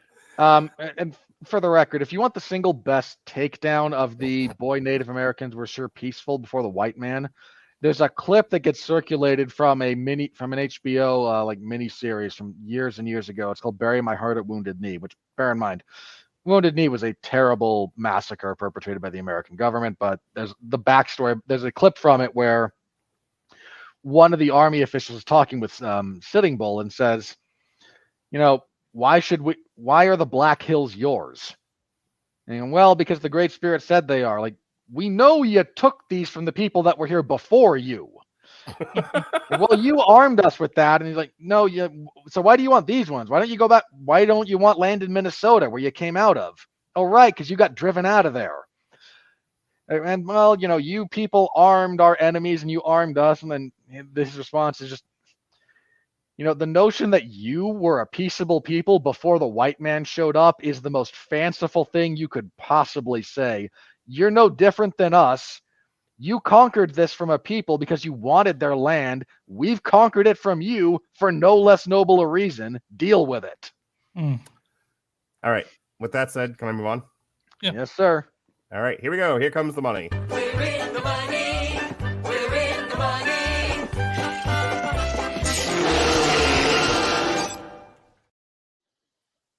Alrighty. Well, that was a fun conversation, guys. I enjoyed that. Yeah. On a budget of Marvel money at $160 million, That's about right. Yeah. Fortnite has made $237.5 million. As of May 19th, We're looking at profitability. as of May 19th, 2024, Kingdom of the Planet of the Apes has grossed $101.2 million in the US and Canada and $136.2 million in other territories for a worldwide total of $237.5. In the US and Canada, Kingdom of the Planet of the Apes was projected to gross $50 to $55 million from over 4,000 theaters in its opening weekend. It made $22.2 million on its first day, including $6.6 million from preview screenings. It went on to debut $58.5 million, topping the box office and marking the third best opening weekend of the franchise behind Dawn and Planet of the Apes in 2001. Boo! In its second weekend, the film made $25.7 million, a drop of 56%, finishing second behind newcomer F. Do you want to speak to the drop, Robert? I know you like to do that sort of thing. Again, 50-ish% is kind of standard at this point. A really good hold is 40s. 60s is Each. 60s is what happens when you try to make an event picture that nobody actually shows up to. But so a 56% drop, that's again, that used to be disastrous. Well, that used to be poor. It's kind of become the standard these days. So it's rare you get a movie that doesn't have a steep drop. Outside of the U.S., Kingdom was projected to debut 80 to 90 million. It ended up making 72.7 million for a worldwide opening of 129 million. So wildly successful, beyond its projections. With the largest markets being China, who nobody wants to offend, France, Mexico, the UK, South Korea, Australia, Brazil, and Germany, and Spain, rounding out with $2.2 million. All right, the weekend that was, so we missed a weekend. This past weekend was If. It debuted at number one. I guess if I hadn't gone to Rockville, we might have done that. But let me tell you, we would have done it just to have something to do. But my son's reaction, my son is now the gauge by which I use for all movies. And he looked, and both him and Trey looked at that. It was like, who fucking cares about this movie? And took out their dicks and just peed on it. And I'm like, you can't do that. We're in public. But my point being, like, this has been because with the absence of major intellectual properties dotting the landscape, the movie industry, shock of all shocks, has had to rely on new intellectual properties, new ideas, new movies, and they're not resonating with people. They're just not. That stuff's not finding an audience, which, like, on the one hand, like, I don't know what else to say anymore. We've spent the last couple of years bellyaching about how if we don't go see new movies, we're going to lose them, but we want new movies. So here we are. Everybody else got benched, and here's your third stringers. Like, go, show us what you can do. And we're all like, nah, we're just going to leave the game. You're starting to say something. Go.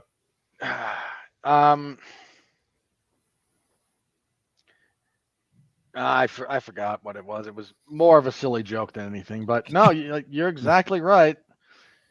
We're the landscape of 2020. You know what, man? If anyone had foresight to look at 2023 and go, oh, there's two major union contracts coming up, maybe this will be a problem. How about we find some good stuff and just seed it for 2024? Because when this goes sideways in 23, everything's going to get shoved back again. Anyway. Maybe you could have found something, Yeah. good there, but it's really unfortunate that it's kind of playing out the way it is. Kingdom of the Planet of the Apes fell from 1 to 2 with the 56.4% drop, which we talked about already. Yeah. The Strangers Chapter 1, they from Lionsgate debuted at number 3. The Fall Guy fell from 2 to 4. That is bombing, by the way. Really Oh. unfortunate. Challengers. Not a bad one. Challengers fell from 3 to 5. Back to Black, which I did want to see this weekend, but plans got changed, so I'm gonna have to figure out sometime or watch a PVOD. That's the Amy Winehouse movie, and that debuted at number 6, which is not great for. I mean, even though it's a focus feature and probably making more money than most focus features, that's still not great. Taro dropped from 4 to 7. Godzilla times Kong fell from 5 to 8. The Blue Angels debuted at number 9, and Civil War fell from 7 to 10. Babes debuted 18. Taking Venice debuted at number 35. Yeah. Go back up for just a second. Needs to be said out loud. I saw the TV Glow got its wide release, so it moved up from 17 to 12. Right. Mm. Okay. Yes, that is correct. He likes that movie. Okay. Taking Venice debuted at number 35. Late Night with the Devil, which you and Alexis reviewed. God, I fucking love that movie. Maintained its spot. It's a pretty good little film. It's Maintained available its spot at 40. Boy Kills World dropped from 42 to 50. Chris. Well, wow. Yeah. I mean, it didn't make money anyway. It was so widely loved at the film fest I saw it at, and I was kind of surprised that it didn't catch on with more people. But that'll have a second life, I think. On streaming. Mm-hmm. All right. Well, worldwide, Dune still at number 1. Hey, it's almost at 900 million at this point. It's it's on Max now, so I don't know how much more money it's going to possibly make. No, Dune Part 2's done. That's where it is. Godzilla times Kong at 563. So $300 million difference between 1 and 2, by the way. Yep. Kung Fu Panda 4 at a very comfortable, very profitable $533 million, which another person fucking asked me why they keep making these Kung Fu Panda movies. It's because it's one thing people are actually still going to see. That's why. Calm the fuck down. Kingdom of the Planet of the Apes debuting at number 4 on the worldwide box office at 237 million. Ghostbusters. Again, that's wild. You got a 300 million drop from 1 to 2, and then another 300 million, give or take, from 3 to 4. Yeah. Yeah, and then here everyone's competing for last place. Ghostbusters, and then Bob Marley, parade of losers. Yeah, Bob Marley at 178. The Beekeeper from January, Still hanging on. At this point. Yeah. Almost June. The Fall Guy, not beating The Beekeeper at 127. Civil War is actually pretty profitable at 111. Mean Girls from fucking February, rounding out the top 10. Hey, guess what got knocked out of the top 10 finally? Madam Web. Yay, Madam Web. You guys want to watch that? It's on Netflix now. It's number 1 on Netflix. I'm sure. What is? Yeah, Madam Web is. I can't believe it. There's got to be people just like car crash watching it. Like they heard how bad it is. There's like, I got to at least see if it's as bad as everyone said it is. It is. Yeah, in the first 5 minutes you can tell. Yeah, in the first 5 minutes you can tell that this is complete bullshit. How was that? Yeah. How was that? Hang on. I guarantee its placement there is the number of people clicked, not the number of people who watched all the way through. I guarantee it. Yeah. All right. Challengers is at 15 with 78 million. If debuting on the worldwide box office with 57 million. Yeesh. The Garfield movie apparently is out. And in some foreign markets, yes. Yeah. Abigail at 23 million at 23 with 39 million. Back to Black debuting at 39 million. Imaginary 39. Monkey Man 34. Ministry of Ungentlemanly Warfare. This poor fucking movie. 21 million. Oh boy. Speaking of bombs, I feel so bad for that film. Yeah. Poor guy. It does not deserve that. Like I have my issues with that movie. It doesn't deserve that. All right. Well, that's the money. This weekend we got Furiosa. That'll be the number 1 movie of the weekend. Super excited about it, pretty comfortably. Yeah. What was that, Chris? Super excited about Furiosa. Yeah, son's pretty excited for it. We're gonna go see it. It's the last day of school here in Florida, Oh, yeah. this Friday, or in the Tampa Bay area. So we're gonna go see it. I'm gonna get him from school early, him and his sister, and those who have some inkling of what's going on in the world with this movie seem to be pretty excited about it. Chris, this isn't a formal news segment like what poor Neil subjects you to. Oh my god! But I'm not going to make fun of you and say that you're Amish. I assume Yeah. you have the internet and have at least scanned a news article or two. Yeah. Did you see this got like a 7-minute standing ovation at cons? Yeah, I did. Yeah. What are your Yeah. thoughts? I mean, so we're talking about Kingdom of the Planet Apes. That's him. We're talking about Furiosa. Well, yeah, like I don't know. It's George Miller, right? That's the name of the director. Mm-hmm. He's got to be like close to 100. Yeah. I really like Fury Road. Like I remember when it came out, wasn't that excited for it, and then when I heard about it, so Furiosa just sounds awesome. It's got. Hey, you want to hear a podcast where Robert's really, really positive on something, and I'm the one having a stroke? Go listen to that podcast. Oh. True. I re-listened to it on the way to go see Kingdom of the Planet Apes with my kids, and oh my god, Robert, those were the days. I got on that podcast and I was like, I have charts and diagrams why this movie should. My whole argument, I listened back to it. I never said it was bad. My whole argument about that movie was I don't understand why people think it's as good as it is. Like I was super fun. That's all it is. Like no. You have to understand at that time. Go back and listen to our podcast. At that time, people were calling it the best movie ever. The inflated sense of superiorness of this movie drove me, and I guess we had just done Age of Extinction not long before that because we reference it a lot on that podcast. My problem was not that people liked it. My problem is that they thought it was like the best movie ever. And I'm like, it's a 2-hour fucking car chase. Calm down. And Robert's like, no, you understand. And then we had this like really long, involved discussion about how Mad Max doesn't evolve ever as a character. Like not supposed to. Yeah, that's what I was about to say. He starts off the same in every movie and gets to the same place by the end of every movie. But look, man, the entire conception of the Mad Max stories, apart from the first one, is that they're campfire tales. Mm-hmm. So, of course, he always starts out in kind of the same place, and he always kind of ends on a slightly positive note. Right. Yes, there was surrounded. It's a fun podcast, and it's very different. It's very different from me and him because we have basically just have that same argument for about an hour. That is not a review. That is two friends having a fight over, and one of them saying people shouldn't like this movie this much, and the other person going, "How dare you tell people what they should like or not like, you asshole?" And it's him calling me an asshole this time. It's great. So, what's your kid theme of Fury Road? And then I have to explain to Mark how aggregators work. I knew that at the time. And yet, your response when we looked at the Rotten Tomatoes score was, "This is not 98% good." It's fair. I did say that.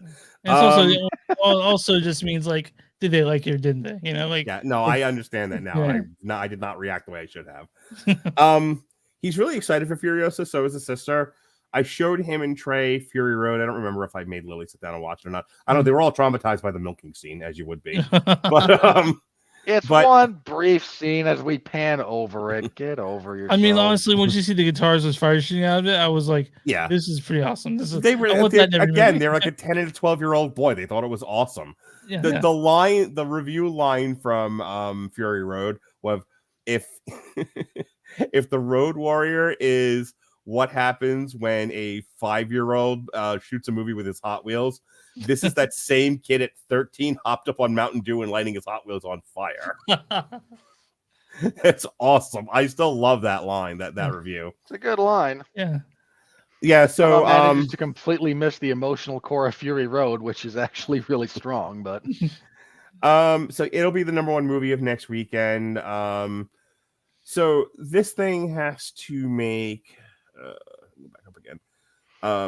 300 more than $320 million. Where do you think it's with Fury Road, Robert? Let's do some projections here. With Fury Road coming out this week, then there's a bye week. There's not a whole lot happening in June. Then we have Bad Boys Ride or Die, which you're gonna hate, but the rest of the world will think is just fine. Hey, no, oh no. Back What? up 1 second here, buddy. What? What was wrong with that statement? Nobody cares about this movie. Hang on. So your brother and Pat have been following on Instagram. Pat goes, I like the movies better when they had the monkeys and doctor outfits. Hilarious. I say again, monkeys and doctor outfits. Everyone wins. Yes, thank you, Pat. You're a good boy. Anyway, what are you talking about now? What are you babbling about?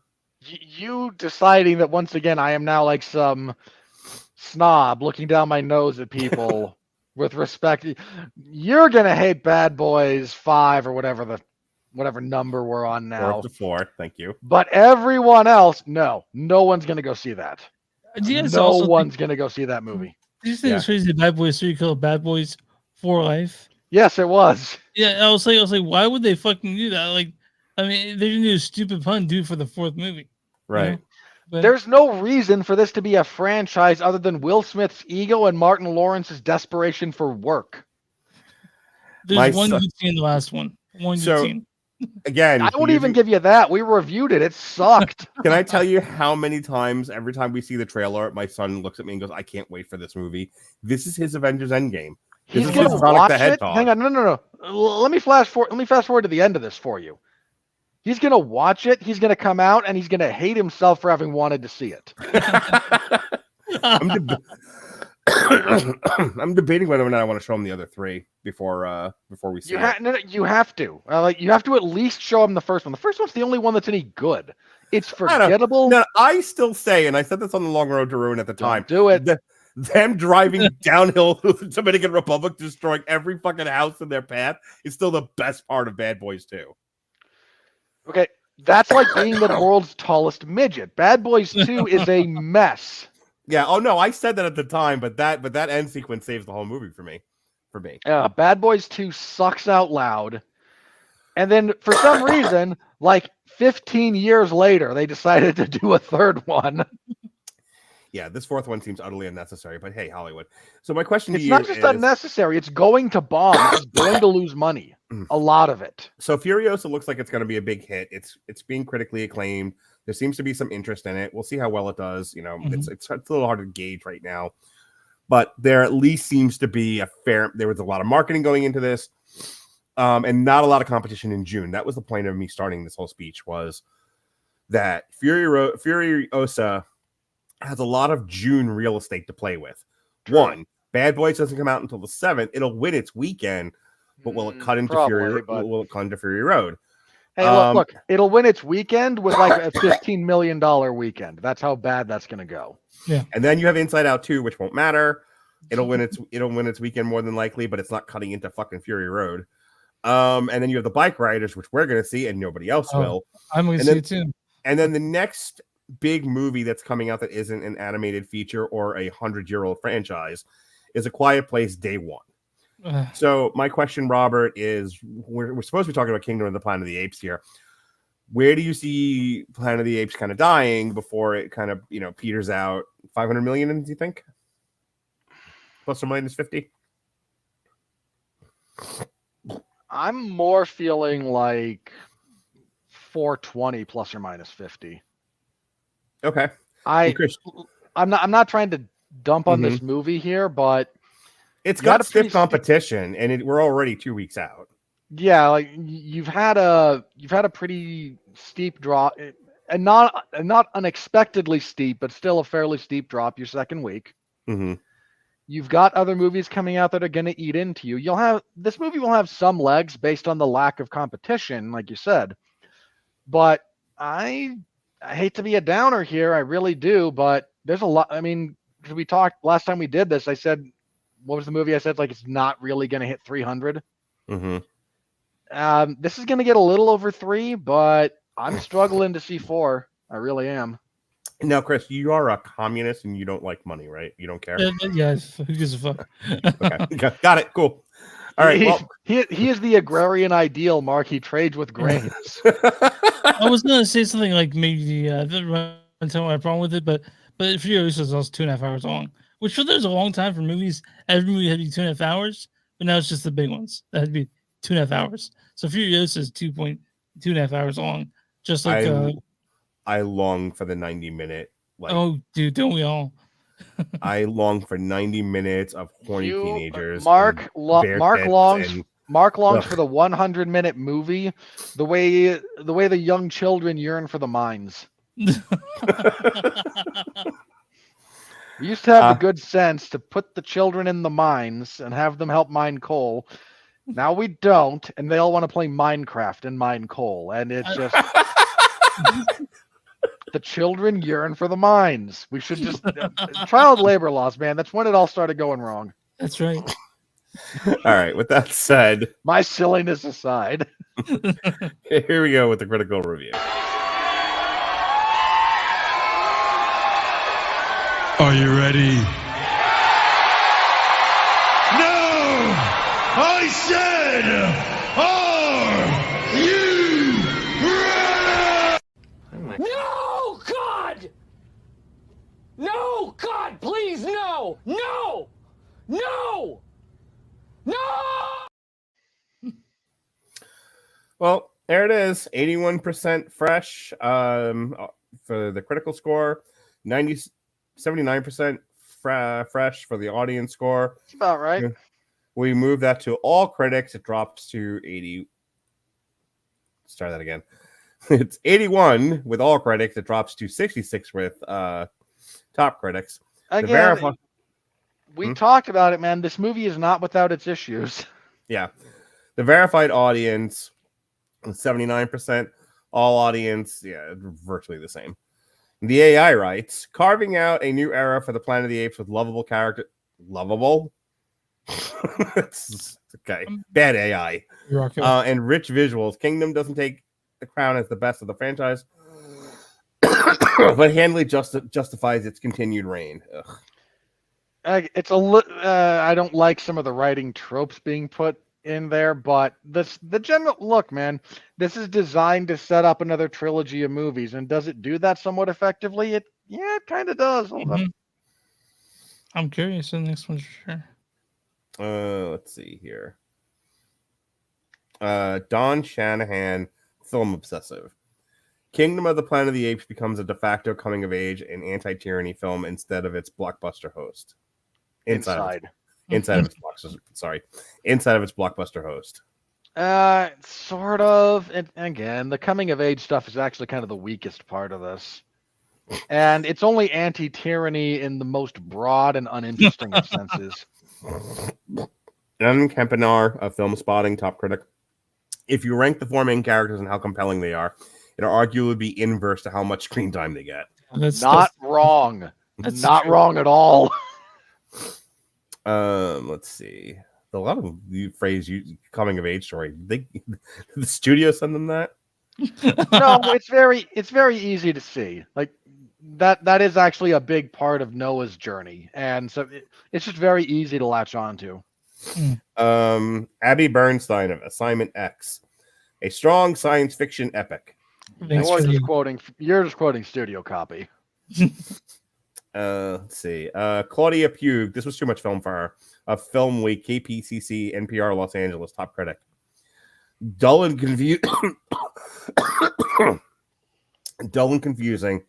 The best that can be said about it is the mildly interesting dystopian production design. Okay. You're the type of person that they keep on staff to earnestly say at the end of every review, I'm very excited about where the MCU goes next, and you're not equipped to deal with a serious film. Nick Johnston of Vanyaland. Ultimately, Kingdom of the Planet of the Apes suffers from symbiotic lacks. It doesn't have a satirical bone in its body, nor is it given a sense of irony, which are two things that define these films when they're at their best. You know, he's not wrong there, believe it or not. There is a deep thread of humor that permeates the best of these franchises, and it's utterly devoid here. Jorge Loser of Espinoff. A crude trivialization of the original trilogy that shows that Hollywood is not capable of learning from its hits. You're not even referencing the original trilogy. You're referencing the reboot trilogy. I beg of you, please stop. Speaking of, we're begging you, please stop. Kevin Carr, that guy at the movies. Oh, yeah, we love Kevin Carr, don't we? Yeah, We do. Of all today's rebooted sci-fi franchises, the Planet of the Apes series has been the most consistently well-made and thought-provoking. You're not wrong, He's Kevin. not. That's a very safe review, but he is not wrong. So fair enough. Do you want Kevin Carter on the podcast? That would go so poorly. Doug Walker of Channel Awesome. We hate you, Doug Walker. We hate you. Why do you hate Doug Walker again? Because he's a douchebag. Fair While the enough. hero's journey is very familiar, it has the right amount of intensity, surprises, and beautiful effects that are believable and emotive. Fuck you, I'm Doug. not sure. I'm not sure. I'm not sure there's a lot of surprises to be had here. All right. Well, this is the last one before I fucking choke and die. Richard Roper, Chicago Sun Times. Richard, why would you do this? Oh, Ricky. Top critic. The man This who was- took over for Gene Siskel on Siskel and Ebert at the movies. It was Ebert and Roper for a long Yeah. time. Yeah, I remember that. Professional movie critic, Richard Roper. All that and a bag of chimps. Do you get it? Do you get it? Do you get it? Use a 20-year-old reference on there too. I mean, You know, couldn't get it. one, yes, thank you for making me feel old. Two, you know what? If someone's gonna make that stupid line, it might as well have been him. I'll say, you know what? Seriously, I'm shocked we didn't cross that stupid gag before we got here. Yeah, I kind of gave up on the bit. I think we've done enough, but I'm sure if I looked for more monkey puns, I would find them. Oh yeah. Probably. This franchise has slipped on a banana peel. I hope these movies don't throw feces at each other. Quit giving Grace Randolph ideas, Mark. Yeah, Oh no. my god. You I didn't yeah. understand this movie and I can't do math. Shut up, Grace. I'm gonna forward Kevin Carr this. Careful on the misogyny, Mark. Sorry, I'm in a mood tonight. All right. Speaking of I'm in a mood, hey Chris. Yeah. Thank you for coming on tonight. No, Always thanks a for having pleasure me. having you. Hope you had a good Yeah. time. I did. Good. Always do. Tell people where to find your podcast with my man. Hey, tell Neil, in case I don't get on the podcast Thursday, tell him I did in fact do full naked karaoke, The Bad Touch by the Bloodhound Gang. Okay. I'll Funny go. story about that, real quick. I will delay this podcast just to tell you the story. Okay. So we get to the clothing optional resort, and where we're going to do the karaoke, and it was put up as a public event on a particular website so that people would find us. Mhm. And we met up with those friends, and one of those friends brought a date with her. And so me and the guy start talking, and we're palling around, and he was like, "Oh yeah, whenever I do karaoke, I always do like really fun stuff." So we're kind of like kibitzing back and forth, and I'm telling him about Neil and the Bad Touch and all that. He's just like, "Okay, I think I know what I'm going to do then, based on what you're doing." I'm like, "Oh, what are you doing?" He gets up there, and he does. So he's also buck-ass naked, save for a very, very colorful like scarf thing he's wearing. He's like got like a shawl, essentially, like a sheer shawl, Okay. rainbow shawl. And he does Baby Got Back by Sir Mix-a-Lot. All right. So I then make it a very public point to say that we are now in a competition. And then I go do The Bad Touch by the Bloodhound Gang. Which note, Robert, the next time you choose to go to a clothing optional resort to do karaoke, if you're having wind issues like I am, if you're having like lung issues or nasal issues, rap not a good choice. I was like missing words because I had to take deep breaths. So that was round one. Round two. Okay. Now, your ahead. advice is noted. Yeah. Should I ever find myself in that situation, I will keep that in mind. I try to take care of you, my friend. Give you Appreciate my it. wisdom. So anyway, round two, he does I Touch Myself by the Divinals. Full on song and dance here with the shawl, the rainbow shawl. So then I, not wanting to be outdone, decide that I'm going to mix it up a bit, but I'm going to match him, and I do Material Girl by Madonna. Yes. Okay. It was decided that there was a tie, and everyone just never spoke of the shortcut again. You got Look, if you guys had tried to go up for round 3, you would have been given the Apollo hook, and we all know. And we all know how that goes when you're nude. They would have caught me by the penis and they'd be like, "Hey, what are you doing over there?" Anyway, speaking of catching me by the penis, tell them about your podcast. Oh yeah, I do a podcast a couple weeks on second Sunday. We have a new episode every week. We generally do one in theater movie and one streaming film. You can find us online, moviesdon'tsuck.net. We're at facebook.com/moviesdon'tsuck podcast, or Twitter MTS Podcast, on Instagram MTS Podcast. We have patreon.com/moviesdon'tsuck. You guys, and we're on YouTube. Wherever you can find podcasts, you can find Movies Don't Suck and Something to Do. And we generally go live Thursdays at 6:30 Central. So if you guys want to look at our ugly mugs while we talk, you guys can check that out. All right. So last week when I got back from Rockville, Ronnie and I talked all things Star Wars. It was actually a very nice conversation. Some of it. Mm-hmm. He had to go into a whole thing about like, yes, but what if you're the kind of person who just hates everything before you even seen it? And I'm like, shut up. Oh my God, shut up. But other than that, we had a very At nice this point, Star Wars doesn't have enough goodwill to not have people do that to it. Like, he was talking about something very specific.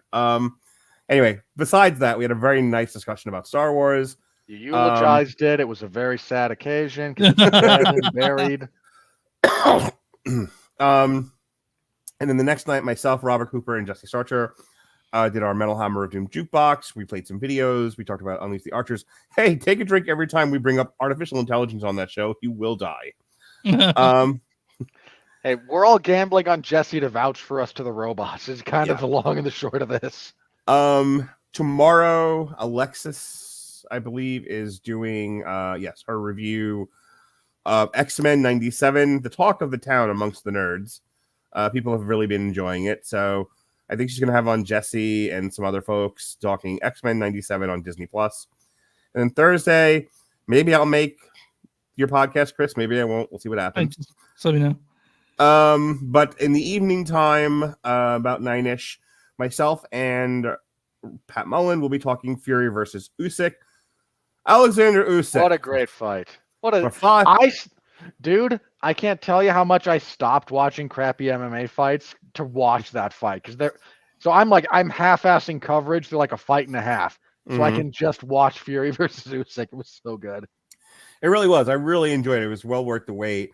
I'm a little frustrated. I think it's like the IBF that have decided that they're going to vacate his fucking belt. So they hang on. There's Daniel Dubois and Philip Hergovich. There's a very specific reason for that. If you don't mind getting into the history very briefly, you got I'm in it. Hergovich has been the mandatory for that belt since the year of the flood. I'm well aware of that. He took step aside money 3 times. Yeah. And after the third time, hang on. And he just said after the third time, I'm not doing this again. I want to fight for the belt. And we're contractually mandated for a rematch between Fury and Usyk. So boxing gets one undisputed heavyweight champion for the first time in 25 years, and it lasts a week and a half. Right. And then create an interim belt then. Boxing doesn't create fucking random belts for no good reason. Dude, they've let Canelo hold on to all of his belts since the year of the flood. Mm-hmm. And he never defends them because he's Canelo. And I don't know. Yeah, it's very frustrating. But that's all I would talk about at work today. They're like, are you going to do any work? No, let's talk about, the first time in 25 years. They're like, shut up. Nobody cares. That's true. Anyway, so that's what Pat and I are doing. Robert Winfree, what are you doing? Very quickly. Let's see. I cover mixed martial arts and professional wrestling over at 411mania.com. Covered UFC on ESPN Plus 99 on Saturday. Again, the actual Fury Usyk fight ran over. It started. Fortunately, the last prelim fight ended fairly quickly, so I had plenty of time to watch a good chunk of it. Then I half watched it through the Angela Hill and Luana Pinheiro fight because that fight wasn't very interesting. But you can find my full coverage of that. They were back in the warehouse, and the fight's main event was good. All right. If you want a more detailed breakdown, I host the 411 Ground and Pound MMA podcast where I talk about fights. Listen to that this week. WWE SmackDown on Friday. There was no UFC event on Saturday, but I did agree to cover AEW's Double or Nothing on Sunday. You poor bastard. I don't know what AEW's doing. I'll figure it out. And bear in mind, when I say that, like, I don't watch pro wrestling that I'm not paid to watch. So I'll read recaps to figure out what AEW's doing, so I have some idea of what's going on and what to expect. But only one podcast next week. It's me. I think it's just me and you. Yep, Jason will be there in theory. But yeah, we'll be talking Furiosa, and then that's at the so it's me and you. Yeah. No other podcast next week because it's Memorial Day and I've got stuff going on Thursday and it's dark out and there are wolves after me. So that's it. That's it for Damn You Hollywood. For Chris Owens of Movies That Don't Suck and Some That Do, for Robert Winfree of 411mania.com, I'm Mark Radulich of The Nasally. Be well, be safe, and behave.